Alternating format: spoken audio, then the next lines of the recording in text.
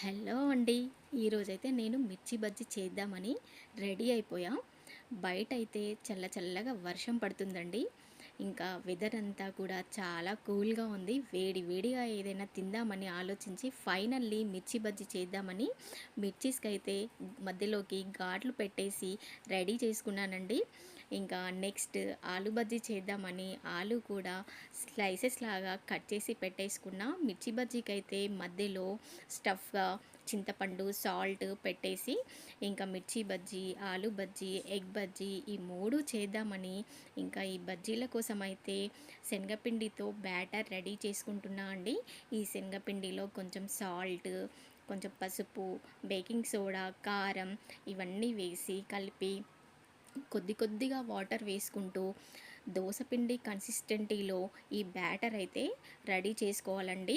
ఎక్కువ లూజ్గా కాకుండా మంచి కన్సిస్టెంటీలో బ్యాటర్ రెడీ చేసుకొని పెట్టుకొని ఇంకా నెక్స్ట్ స్టవ్ మీద కడాయి పెట్టేసి ఆయిల్ వేసి ఆయిల్ వేడయ్యాక చూడండి ఒక్కొక్కటిగా ఇంకా మిర్చి బజ్జీ వేసేసుకోవడమే.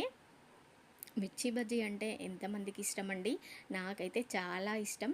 మిర్చి బజ్జీ ఇష్టపడని వాళ్ళు ఎవరుంటారు చెప్పండి? చాలా చాలా ఇష్టం నాకైతే. వేడి వేడిగా బజ్జీ తింటుంటే చాలా బాగుంటుంది కదా! దాంట్లో ఆనియన్ నంజుకొని తింటుంటే వింటుంటేనే నోరులో నీళ్ళు ఊరుతున్నాయి కదండీ! ఇంకా తింటే ఎలా ఉంటుంది? ఇంకా ఇట్లా కూల్ వెదర్ ఉన్నప్పుడు తింటే ఎంత బాగుంటుందో కదా మిర్చి బజ్జీ. చూడండి ఇంకా సెకండ్ రౌండ్ కూడా వేసిస్తున్నా నేనైతే మిర్చి బజ్జీ.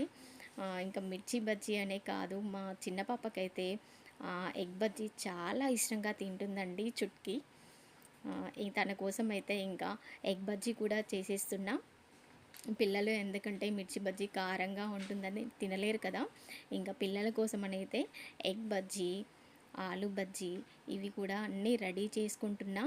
కానీ బయట కూల్గా ఇట్లా వర్షం పడుతున్నప్పుడు మనం వేడి వేడిగా ఇట్లా బజ్జీలు చేసుకొని తింటుంటే ఆ ఫీలింగే వేరు కదండి. ఇంకా అమేజింగ్. ఇంకా మిర్చి బజ్జీ అయితే నాకు చిన్నప్పటి నుండి కూడా చాలా ఇష్టం అది. ఎంతమందికి మిర్చి బజ్జీ అంటే ఇష్టమో కామెంట్ చేయండి.